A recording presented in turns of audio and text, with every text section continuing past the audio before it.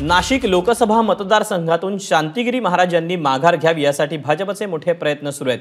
काही वेळापूर्वीच मंत्री गिरीश महाजन यांनी शांतिगिरी महाराजांची भेट घेतली। या भेटीनंतर शांतिगिरी महाराजांनी काय प्रतिक्रिया दिली तीही पाहूया।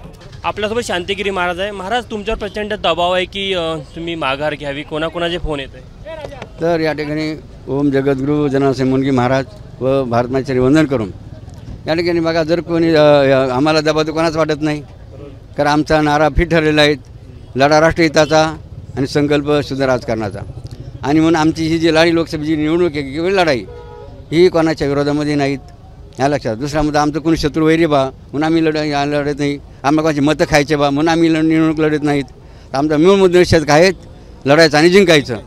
गिरीश महाराजांचा फोन आला तर काय म्हणणं होतं त्यांचं? हो, त्यांनी हाच मुद्दा आम्हाला, आपण जो मुद्दा मानला की माघारीचा मुद्दा मानला, मात्र आम्ही त्यांना स्पष्ट आमच्या भक्तवाऱ्यांनी जो विचार केला आहे, लढायचं आणि जिंकायचं, आता माघार नाही। पंतप्रधानांची भेट घ्यावी ते तुम्हाला समजून सांगेल असं म्हणलं होतं। कोणाचा फोन आला आणि काय भेटीचं नियोजन होतं? तर त्या त्यांचेच कार्यकर्ते जे होते, समजा गिरीश महाराजांना असतील किंवा इतर जे मंडळी असतील, त्यांनी आमचे जे प्रवक्ते विष्णूजी त्यांना संपर्क केला होता। तुम्ही जाणार होते भेटायला? आम्ही निघालो होतो, मात्र आम्ही फार दूर त्या ठिकाणी प्रचार फेरी चालू होती आणि दूर आम्ही वेळ पोहोचू शकलो नाहीत आणि मग त्यामुळे भेट होऊ शकली नाही। आता काय तुमची भूमिका? आमची भूमिका फिट आहे, जे ठरवलेलं आम्ही लढायचं आणि जिंकायचं। हे होते शांतिगिरी महाराज। कॅमेरामॅन अमोल देशमुखसह तुषार कोहडे, एबीपी माझा, नाशिक। एबीपी माझा, उघडा डोळे बघा नीट।